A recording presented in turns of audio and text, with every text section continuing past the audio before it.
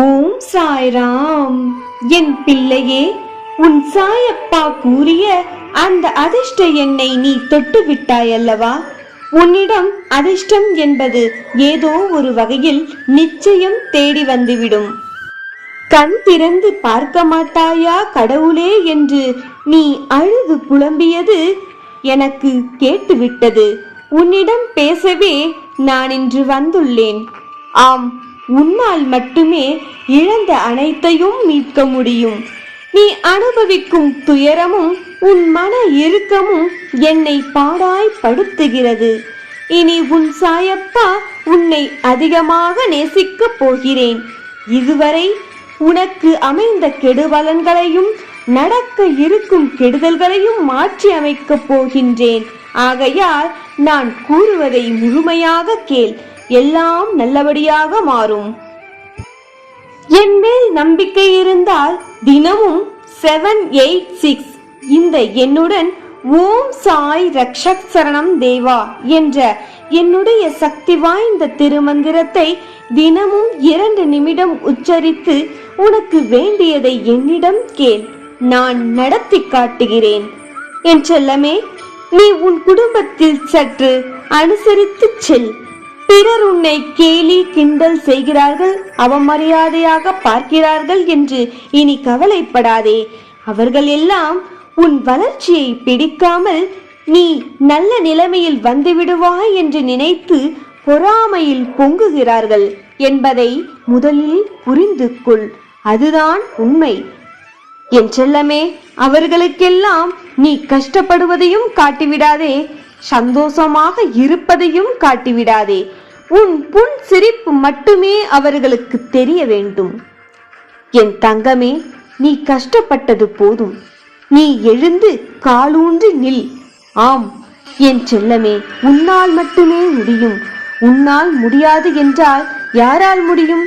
என் செல்ல பிள்ளையான உன்னால் முடியாவிட்டால் வேறு யாராலும் முடியவே முடியாது. உன்னோடு உனக்கு துணையாக என்றும் உன் சாயப்பா நான் இருக்கின்றேன். இதோ உன்னை காயப்படுத்தியவர்களும் சுரண்டியவர்களும் பழி வாங்கியவர்களும் உன் காலடியில் வந்து விழப்போகிறார்கள். ஆனாலும் உனக்கு தெரியாமல் உனக்கு சதி செய்ய ஆள் உன் கூடவே இருக்கிறார்கள். நீ நிச்சயமாக அவர்களிடத்தில் கவனமாக இருக்க வேண்டும். அவர்களை நம்பி எந்த ஒரு ரகசியத்தையும் கூறிவிடாதே. உனக்கு எதையாவது வெளியில் உரக்க கூற வேண்டுமென்று நினைத்தால் என் பிள்ளையே, நான் இருக்கின்றேன். என்னிடம் கூறு. ஒரு நல்ல விஷயம் நடக்கும் வரை அதை வெளிப்படுத்தாமல் இருப்பவர்களே அதி புத்திசாலிகள். நீ சற்று யோசித்துப்பா.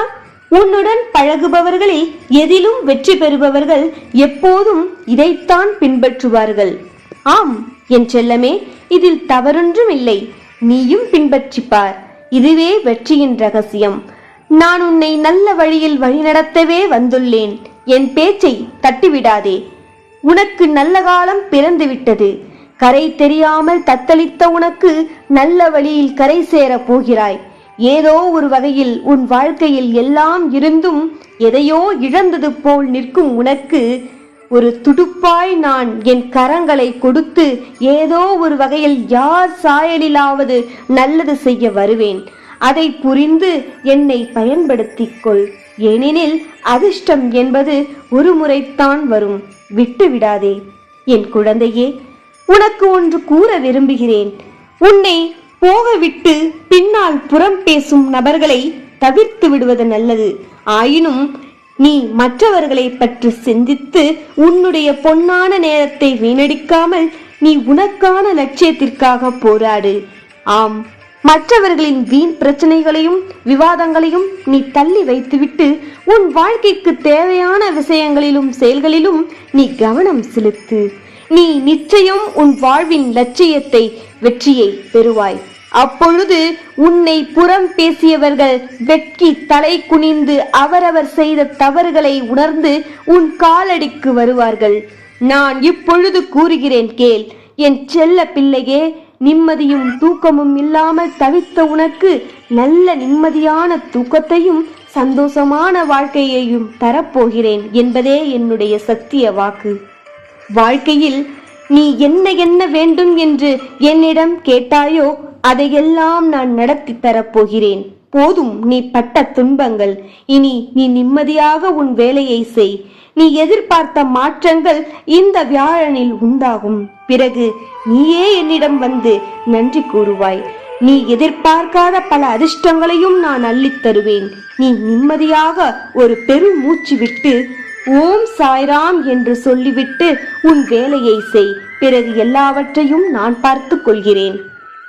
உனக்கு நல்ல காலம் பிறந்து விட்டது. நிச்சயம் பெரு மகிழ்ச்சி ஒன்று உன் வீடு தேடி வரும். உன் சாய் நான் இருக்க பயமேன். ஓம் சாய்ராம்.